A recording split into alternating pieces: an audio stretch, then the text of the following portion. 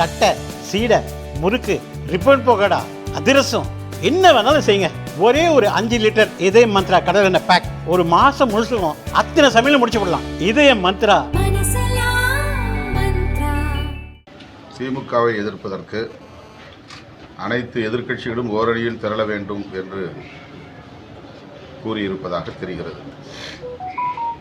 அதிலிருந்து அவர் ஒரு உண்மையை ஒப்புக்கொண்டிருக்கிறார்.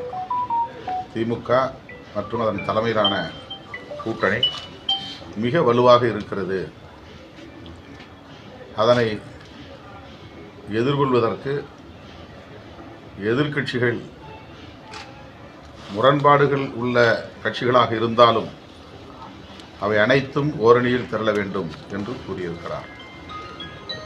ஆக திமுக தலைமையிலான மதசார்பற்ற முற்போக்கு கூட்டணி வலுவாக இருக்கிறது என்கிற உண்மையை அவர் ஒப்புக்கொண்டிருக்கிறார். இரண்டாவது, எதிர்க்கட்சிகள் இன்னும் ஒரு அணியாக வடிவம் பெறவில்லை என்பதையும் அவர் ஒப்புக்கொண்டிருக்கிறார். ஆளுக்கு ஒரு திசையில் சிதறி கிடக்கிறார்கள். ஆளுக்கு ஒரு திசையில் பயணிக்கும் நிலையில் இருக்கிறார்கள்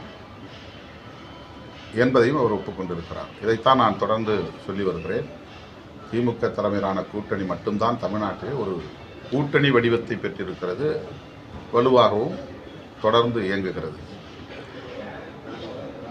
அதிமுகவும் பாஜகவும் கூட்டணி அமைத்திருப்பதாக சொன்னாலும் அவர்களுக்கிடையிலே இன்னும் ஒரு பிணைப்பு ஏற்படவில்லை. அவர்கள் தங்களுடைய கருத்துக்களாக முன்வைப்பதிலிருந்தே அவற்றை உணர முடிகிறது. ஆக அதிமுக பாஜக கூட்டணி என்று அறிவித்து இருந்தாலும் மற்ற கட்சிகளின் நிலை என்ன? அவர்கள் தனித்தனியாக உதிரிகளாக அப்படியே நிற்கிறார்கள். எனவே இந்த நொடி வரையில் தமிழ்நாட்டில் ஒரே ஒரு கூட்டணி தான் இருக்கிறது. அதை பாஜக மாநில தலைவர் ஒப்புக்கொண்டிருக்கிறார். அமித்ஷா, எடப்பாடி பழனிசாமி ஆகிய இருவரும் சந்தித்த பிறகு கூட பாஜகவும் அதிமுகவும் இணைந்து இயங்குவது போன்ற ஒரு தோற்றமே இல்லை. தனித்தனியாக தான் இயங்குகிறார்கள்.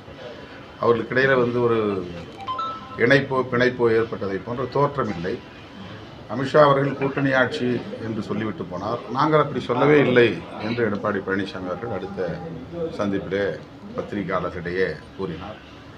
அதிலேயே ஒரு முரண் இருப்பது தெரிகிறது. இன்னும் அவர்களுக்கிடையிலே ஒரு ஒட்டுறவு ஏற்படவில்லை என்று தெரிகிறது.